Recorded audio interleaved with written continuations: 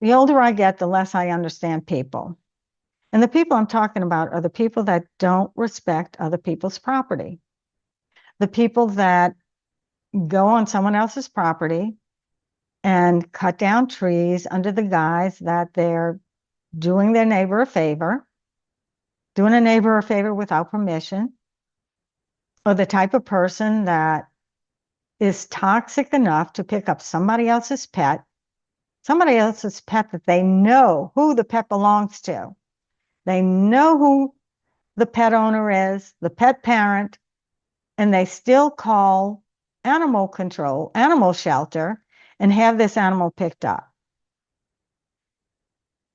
I do not and have never understood these kind of people, or the kind of people that abuse other people's properties, renters that say, well, I'm just renting. I'm not going to take care of this property. I'm not going to mow the grass. I'm not going to take care of it. What the hell? I'm just renting it. I just don't understand people that have such disrespect for other people's property. So I want to tell you a couple of stories. One was when we were living in Metairie and we had a swimming pool, a built-in swimming pool. We were very fortunate. When we bought that house, I was really surprised because I didn't ever think we would buy a house with a built-in swimming pool, nor did our kids think that. So that was really great. But we had some shrubs around the pool, some landscaping around the pool. And there was a particular shrub that we had in this little garden area, and it started out pretty small. And I decided to let it grow and get bigger. And over the years, it did get larger and more lush. And it was looking really nice. Everything was looking pretty. I had some flowers planted under that. We had some jasmine growing along the fence. Our hardwood fence had gotten, pretty rough, and certain boards were decaying in that. And so the jasmine was making the fence look really nice. And I had this bush tree shrub that had grown to a nice size. And I was really pleased with the way the backyard was looking. Well, we went out of town for a weekend and we come back, we're checking around the house and we see that this bush in the backyard by the pool is completely cut down. Not trimmed, but completely cut down. So my neighbor, and finding out how this finally happened, I guess I had asked my neighbor about it, or maybe he volunteered. I'm not quite sure how that went, but found out that he had taken the liberty of cutting down this tree. Because essentially it was a tree, it was a small tree. And he told me, well, I have a chainsaw and I cut it down for you because it has termites. And I'm like, what? Termites? I've never seen termites in there. And what business is it of yours to be cutting down my tree? And so he proceeds to stand his ground and, act like he's being a good neighbor by cutting down this tree. And so I told him, I said, look, if any of the branches are hanging over onto your side, you're very well entitled to cut up the fence line, to cut up the fence line. Anything that's hanging over on your side, feel free to do that. But that's a lot of nerve to come into my yard while I'm away from home. Nobody's here, and you come into my yard to cut down a tree because it's supposedly got termites. I think that's really an excuse that you're using to come into my yard without permission and to cut down this tree. And he was just not apologetic. He stood his ground. I just couldn't understand the gall of this person. He had no clue of the audacity to go onto somebody else's property and take liberties like that.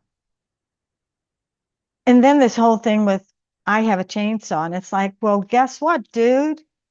We have a chainsaw too. If it did have termites that needed to be destroyed, you could have mentioned it to us, and if we could take care of it, we don't need you to come in and take care of it for us. Next time, knock on the door and talk to us like a neighbor. So anyway, that just really rubbed me the wrong way. Really rubbed me the wrong way that somebody would do that. And then we can move up to the present. And there's this guy where we're living now, and we all have a nice piece of land around here. It's rural. But one day I realized that all of the sapling pine trees that were along the easement, the right of way in front of our house, were missing. And I started thinking about this. In hindsight, you can say, okay, I'm connecting the dots here. I'm connecting the dots and realizing that one of my neighbors had cut down these little trees. And so I called and told this to the property management that somebody came along and cut down these trees.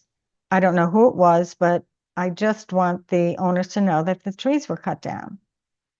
We enjoyed the trees, and it just seemed nervy of somebody to come along and cut them down without permission. Also, I thought by calling the property management company that they could inform me if someone had given them permission to cut down the tree. Well, they didn't know anything about it. And it turns out that we found out that these trees didn't belong to this property anyway. They belonged to another neighbor that had actually settled first in this area. We went over to a garage sale that they were holding, and we found out the story about the area, and he mentioned the trees. He said when he had come in to help his mother with the garage sale, he noticed that the trees were gone and that his mom had planted these trees all along this road. And, she had planted them a long time ago. And, he was just wondering, who came along and cut them down, because his mom didn't, and his mom didn't request that anybody cut them down. So this was another one of those situations where I'm thinking, I bet it's the guy over there that I saw with the pickup truck that had all of these little trees in the back of the bed of his pickup truck. He probably thinks, oh, this would look better. This would look better.